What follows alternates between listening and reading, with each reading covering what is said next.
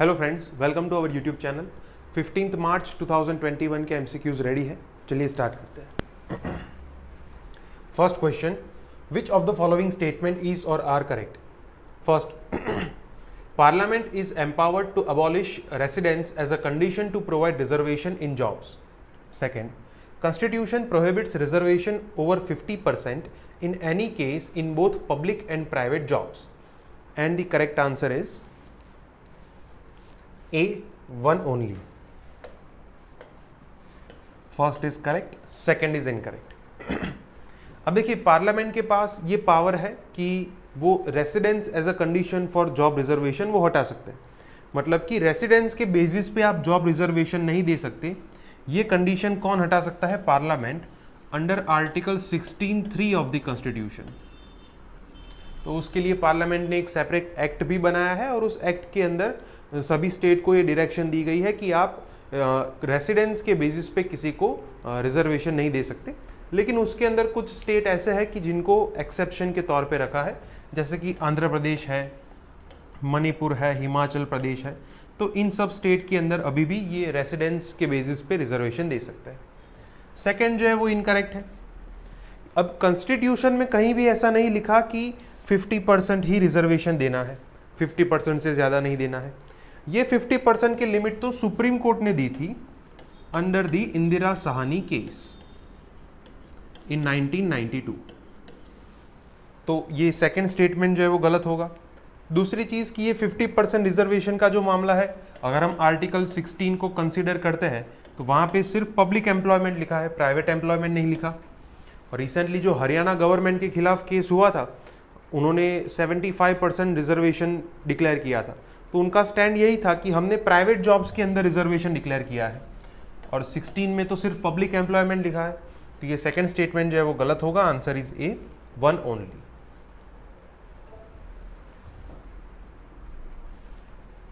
सो अभी तमिलनाडु के अंदर इलेक्शंस होने वाले हैं। वहाँ की जो पार्टी है डीएमके, उन्होंने ये कहा कि हम 75% रिजर्वेशन देंगे तमिलनाडु के अंदर इंडस्ट्रीज़ के अंदर।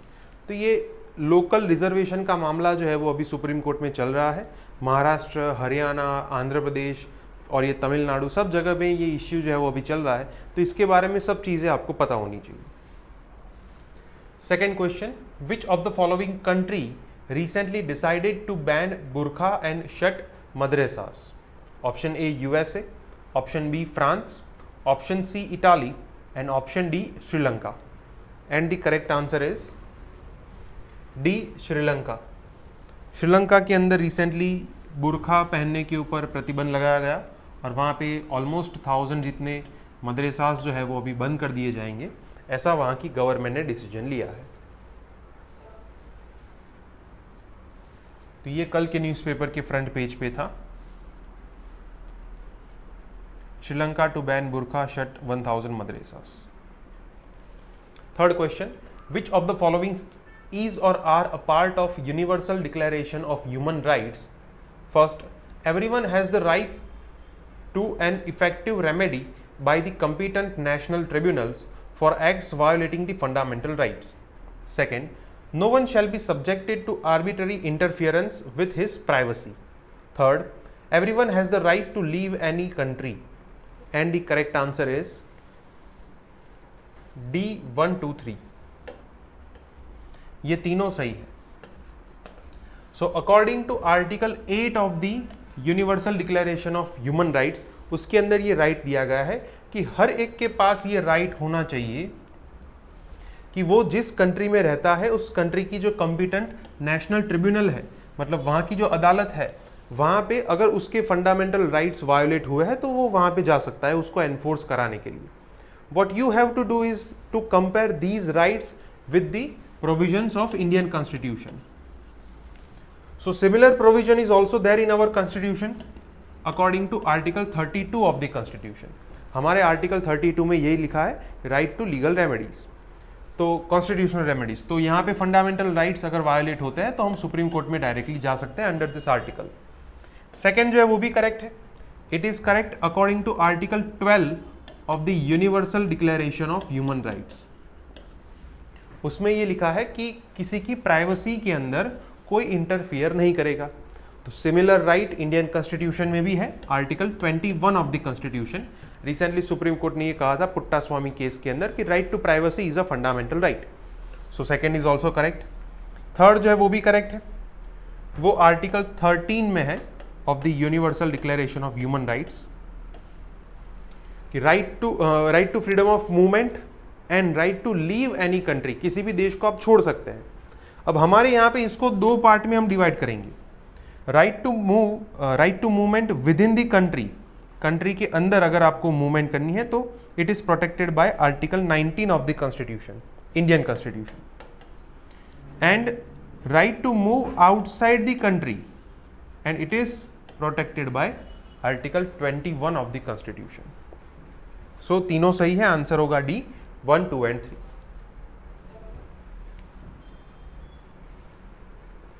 सो अभी ये जामिया मिलिया इस्लामिया यूनिवर्सिटी जो है उसके एक स्टूडेंट को अरेस्ट किया गया था और उसके चलते ये ह्यूमन राइट्स वायलेशन की चीज़ें सामने आ रही है। तो ये जो UNHRC है, UN ह्यूमन राइट्स कमीशन, तो उनके द्वारा ये मुद्दा उठाया गया है कि आप इस टाइप के डिटेंशन को रोकें।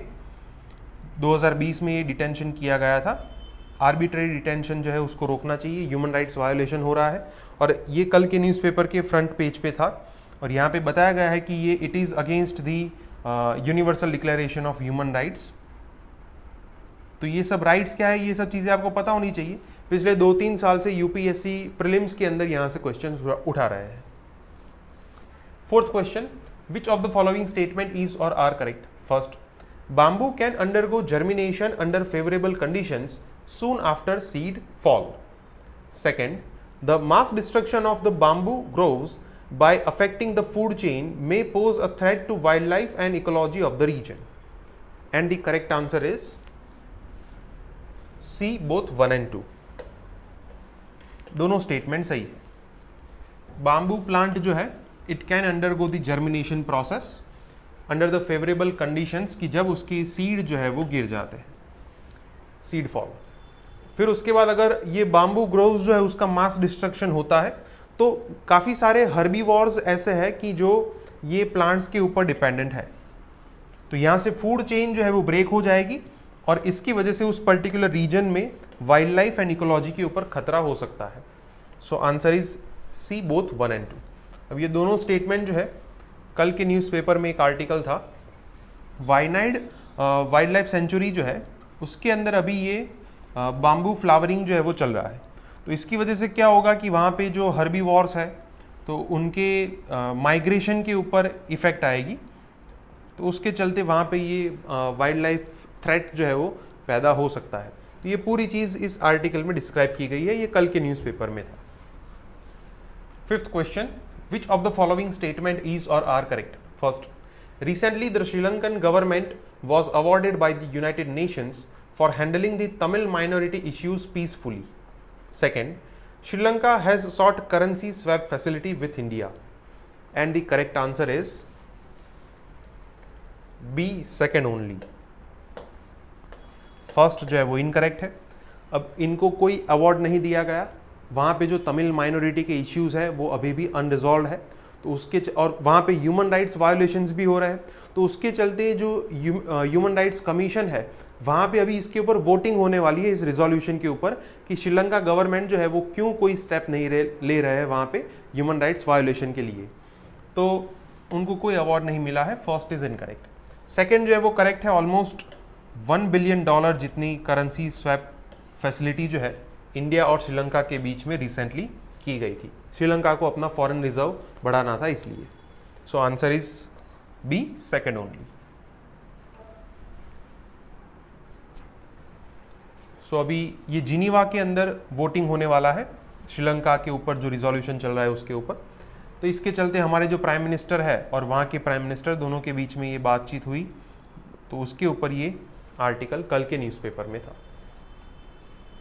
Sixth question, which of the following statement is or are correct about Places of Worship Act 1991?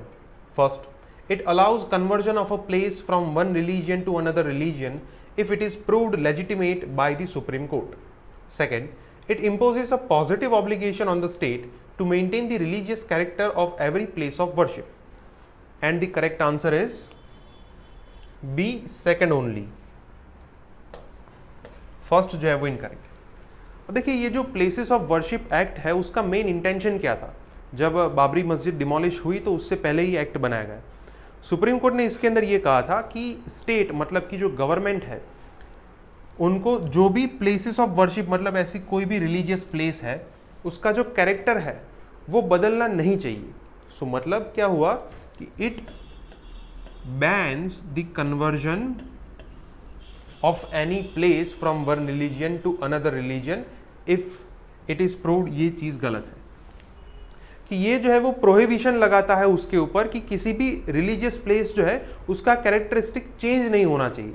जैसे मान लो अगर कोई हिंदू मंदिर है तो उसको आप मस्जिद के अंदर कन्वर्ट नहीं कर सकते, अगर कोई मस्जिद है तो उसे आप मंदिर के अंदर कन्वर्ट नहीं कर सकते। तो ये पर्टिकुलर ऑब्जेक्टिव जो है इस मेन एक्ट का ये ऑब्जेक्टिव है। इसके अंदर कुछ एक्सेप्शन है कि सुप्रीम कोर्ट कहता है कि जैसे कि ये जो अयोध्या है तो वो एक एक्सेप्शन है कि उसको आप कन्वर्ट कर सकते हैं। तो कुछ एक्सेप्शन है लेकिन वो कोर्ट के अंदर प्रूव होंगे उसके बाद after following the due process. तो फर्स्ट जो है वो इनकरेक्ट होगा, ये इसका कोई ऑब्जेक्टिव नहीं है। सेकेंड जो है वो करेक्ट है कि it imposes a positive obligation on the state. State के ऊपर एक ऑब्लिगेशन ये है कि जो प्लेसेस ऑफ वर्शिप है 15 अगस्त 1947 के दिन मतलब कि हम जब आज़ाद हुए उस दिन उसका जो कैरेक्टरिस्टिक था वही कैरेक्टरिस्टिक मेंटेन होना चाहिए through out the life time. तो ये कट ऑफ डेट जो है सुप्रीम कोर्ट ने डिक्लेयर की थी इस पर्टिकुलर एक्ट के अंदर। Answer is B second only.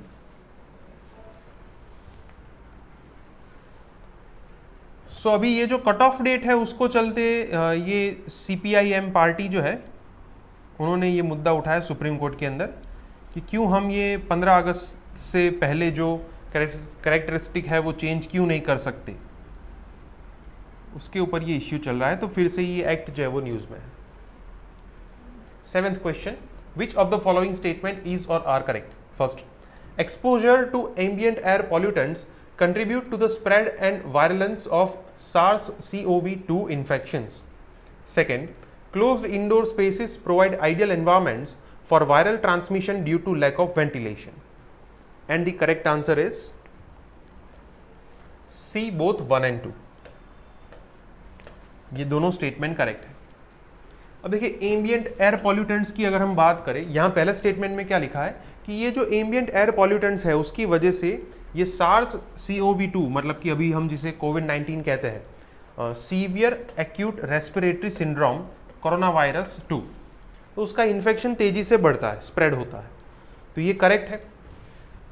Ambient air pollution के अंदर पर्टिकुलरली जो पार्टिकुलेट मैटर है और उसके अलावा नाइट्रोजन डाइऑक्साइड, तो इन दोनों पॉल्यूटेंट्स की वजह से इस टाइप के जो इन्फेक्शियस डिसीज है वो ज़्यादा स्पीड से स्प्रेड होते हैं। First is correct. सेकेंड जो है वो भी करेक्ट है कि क्लोज्ड इंडोर स्पेसिस जो होती है वहाँ पे वेंटिलेशन नहीं होने की वजह से वायरल ट्रांसमिशन ज़्यादा होता है because of lack of UV rays. वहाँ पे अल्ट्रावायोलेट रेज नहीं होते। अल्ट्रावायोलेट रेज का मेन फंक्शन क्या है कि वो वायरल को इनएक्टिवेट करते हैं, दे इनएक्टिवेट द वायरसेस। तो ये इनएक्टिवेट हो जाएंगे तो उसका ट्रांसमिशन जो है वो तेज़ी से नहीं फैलेगा, लेकिन वेंटिलेशन नहीं होने की वजह से क्लोज्ड स्पेसिस के अंदर वायरल जो है वो ज़्यादा तेज़ी से बढ़ता है। सो ये दोनों स्टेटमेंट करेक्ट है। Answer is C, both 1 and 2। So अभी हमारे जो हेल्थ मिनिस्टर है उन्होंने ये कहा कि पॉल्यूशन की वजह से link to virus spread, pollution जो है उसका एक क्रूशियल रोल है कोरोना वायरस के फैलने के अंदर। तो हमें पॉल्यूशन के ऊपर भी ध्यान देना चाहिए। यहाँ पे एयर पॉल्यूशन की बात की गई है, यहाँ पे वाटर पॉल्यूशन का क्या रोल है, फिर प्लास्टिक पॉल्यूशन को भी कहा गया है। 8th question, recently the government of India released framework for drinking water. Which of the following statement is और are correct in this regard? First, it is a part of Jal Jeevan Mission. Second, it will apply only in the urban areas. Third, the guidelines mandate a network of NABL accredited labs to be set up in every state. And the correct answer is C, 1 and 3. Second is incorrect. अब recently government of India जो है उन्होंने drinking water की quality monitoring surveillance उसके लिए guidelines जो है वो जारी की, एक डिटेल फ्रेमवर्क जो है वो जारी किया।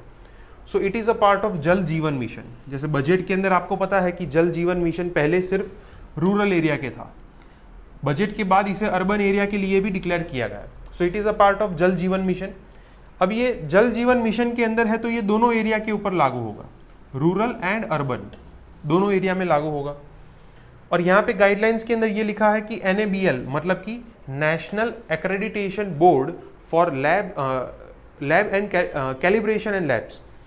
तो ये बोर्ड जो है वो क्या करता है, किसी भी लैब को सर्टिफाई करता है कि हाँ इस लैब के अंदर क्वालिटी मैकेनिज्म जो है वो फॉलो हो रहा है, गाइडलाइंस फॉलो हो रही है।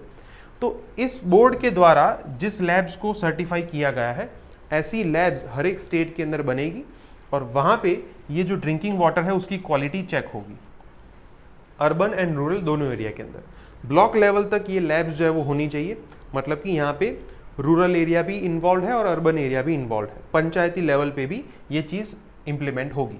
So answer is C 1 and 3। सो ये भी कल के न्यूज़पेपर में था, framework for testing water launched. यहाँ पे इस आर्टिकल में डिटेल्स दी गई है। 9th question, which of the following statement is or are correct about national population register? First, it will be updated along with the census 2021. Second, it is a list of usual residents of India. Third, there is no legal provisions for updating this document. And the correct answer is A 1 and 2. Third is incorrect.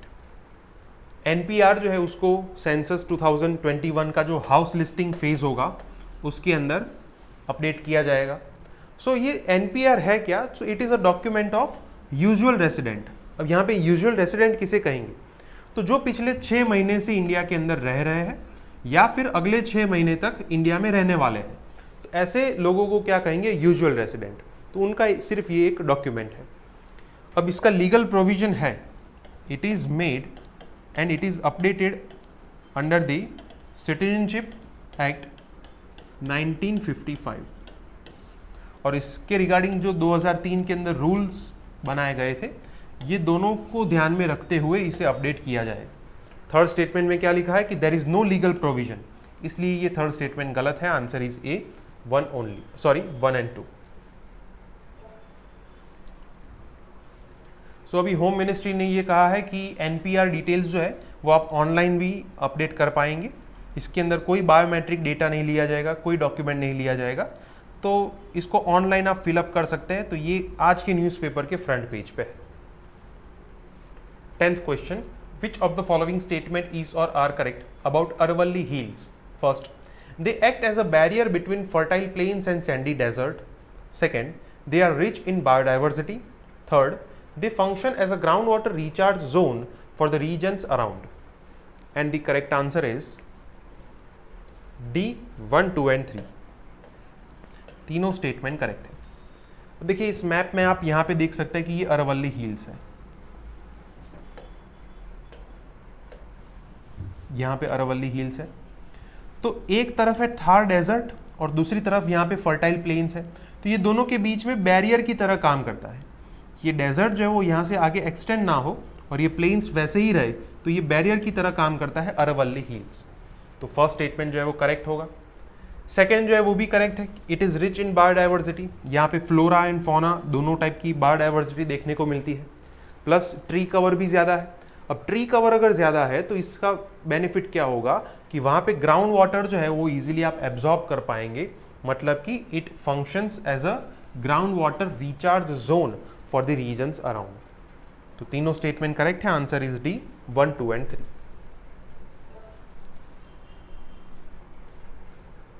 सो अभी Haryana government ने Supreme Court में ये petition file की थी कि फिर से वहाँ पे माइनिंग जो है वो स्टार्ट करने की परमिशन हमें दे। तो इसके ऊपर ये जो लोकल रेसिडेंट्स है वो ये मुद्दा उठा रहे हैं कि माइनिंग की वजह से फिर से ये जोन जो है वो खतरे में आ जाएगा, तो हम इसके अगेंस्ट है। तो इसलिए ये अरवल्ली हिल्स जो है वो अभी कुछ दिनों से न्यूज़ में है। ओके फ्रेंड्स, तो आज के 10 MCQs यहाँ पे कंप्लीट होते हैं। अगर आपको कोई डाउट है तो आप कमेंट सेक्शन में लिखिए, हमारे वीडियोस पसंद आए तो लाइक कीजिए, शेयर कीजिए और चैनल को सब्सक्राइब कीजिए। Thank you.